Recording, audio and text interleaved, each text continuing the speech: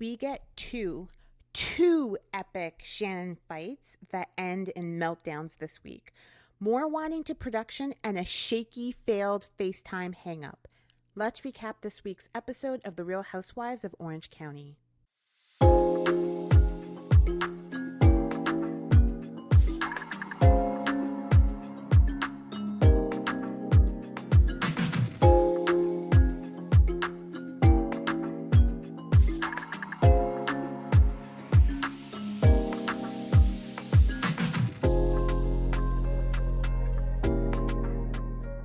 We begin by weaving the aftermath of Jen's You Do Me party with an emotional Shannon telling John that she felt ambushed and that everyone was coming after them in their relationship.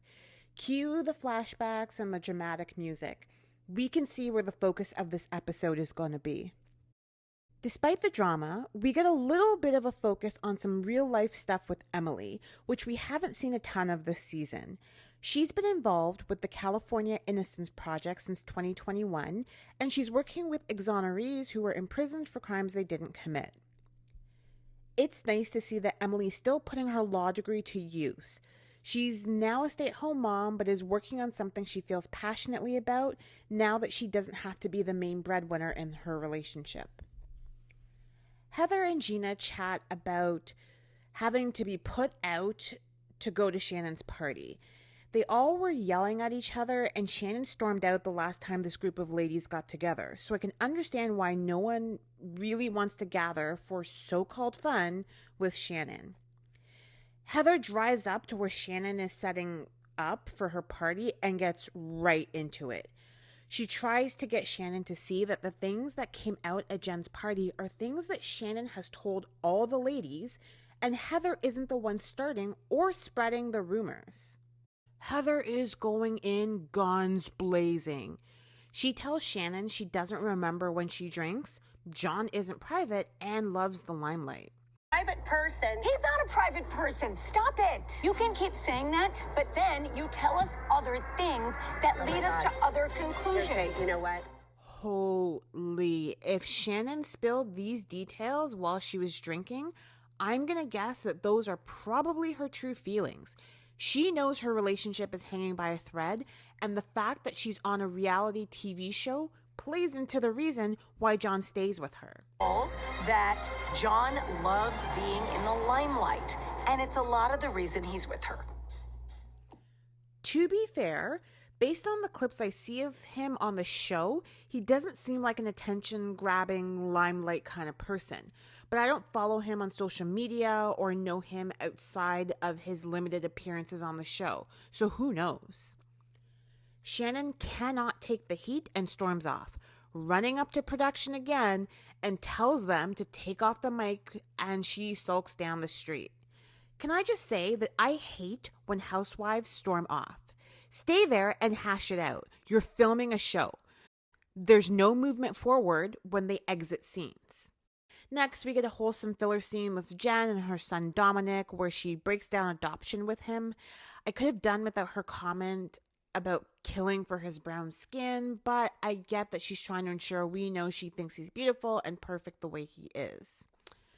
Heather and Terry officially sign papers for their LA penthouse. She's got some secret she can't share yet. Emily calls Shannon to tell her she's going to be late to her party, but she and Shannon have an argument over FaceTime. The conversation escalates quickly, and Emily blows up at Shannon and points out that she shares a bunch of things off camera and doesn't take accountability for what she does. She also says that she may have issues or arguments with Shane, but she talks about it on the show. Emily has a point. If they are normal relationship issues and aren't being blown out of proportion, what's so bad about talking about them on the show? Emily awkwardly tries to hang up on Shannon, saying, "I'm not doing this over FaceTime." She tries like 4 times to hang up the call. This is definitely one of those times where an old regular phone where you could slam down the receiver would have been handy. It is really annoying that Shannon keeps asking production to stop filming her when she's upset or gets into an argument. She keeps saying, "This is my life."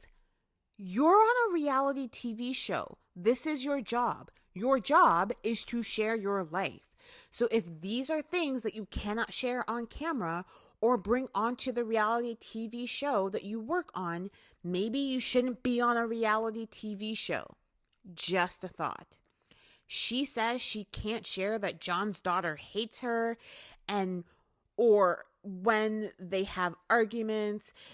If that's what's happening in your life, then that's what's happening in your life. You don't get to censor these things, especially if you're dragging your castmates into the mix off camera and you aren't bringing anything else to the table story-wise. I like how they showed Emily speaking to exonerees at the gala, and you contrast it with Shannon talking about how she's devastated that 6 people aren't coming to her fiesta, that she's been planning for months and it was very expensive. And now, 6 people aren't coming. To have 3 couples not show up. It's ridiculous when I bought 16 of everything and it's expensive. I get that Shannon is upset, but I hope she gets pulled out of her little bubble when she watches this episode back. It's a bit of an eye roll. So the party gets going and they do this editing with the wavy haze of them all doing tequila shots. It's definitely giving a desperate attempt to make this party seem like it's fun and to give an excuse for whatever comes out of people's mouths because they've had tequila. Cue Eddie saying it's nice to be at a dinner celebrating Shannon and John's relationship, and Ryan has to interject with his stupid comment. You mean you're not some other girl? No. Eddie, that's my job. He is so cringe. So cringe. I can't stand him. I don't see what Jenn sees in him. She's so nice and so wholesome. She's smart too.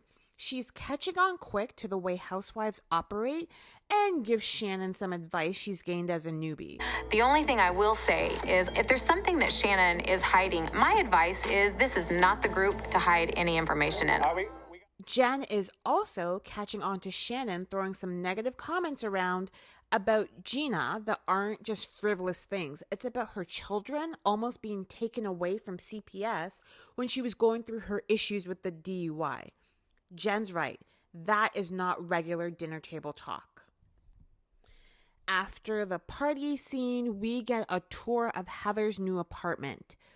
$14 million for 5,300 square feet, 2 bedrooms, 3.5 baths, and completely designed by Roberto Cavalli. Half the unit is her closet. It's gorgeous. Gina pops over to Jen's place because they're friends now. Jenn asks her why she wasn't at Shannon's dinner party, and Gina said that with the way things were left, she didn't want to upset Shannon and ruin her dinner. Totally understandable. Jenn lays it out that Shannon said that if she didn't step in when Gina was having her troubles, her kids would have been taken by CPS. Gina says Shannon just passed on a phone number because she needed help from a lawyer, and Shannon needs to constantly remind her of how she rescued her and her life would have been ruined if she didn't step in. I could totally see Shannon harping on this. She's the savior that Gina needed to rely on. Gina is done with trying to be friends with Shannon. It seems like there's going to be another confrontation between them because Gina wants her to know she's crossed the line and the friendship is done. Shannon and Emily have a sit down. Emily starts off great by apologizing for how she acted in their FaceTime call and asks what she did wrong. Shannon said she shouldn't be talking about her behind her back. Emily said her friends were concerned about her and had a conversation about her relationship. That's it. There was nothing crazy like abuse or drug use discussed. Shannon says that Heather exaggerated things and made it seem like an atomic bomb was about to go off. Emily says let's stay on topic and apologizes again, wiping away tears this time. It seems sincere, but obviously Shannon is accepting that apology with a little asterisk. She is going to be waiting for another misstep from Emily for sure. In the clips for the next episode, Shannon denies making the CPS comment about Gina. What? Shannon doubts if John's really fully in the relationship, and Tamra starts attacking Heather and Terry's relationship, saying they're staging pics for the paparazzi, and we're getting another confrontation with Shannon and Heather. Honestly, I am actually really enjoying the season of Real Housewives of Orange County. The cast is back in full form. It's entertaining enough to keep me coming back. Are we going to see the full-on attack from the group on Heather next week? Is Shannon going to finally admit, when sober, some of the real problems she's had in her relationship? Let me know your predictions in the comments below. Until then, be sure to like the video, subscribe to the channel, and we'll catch up next week. Bye.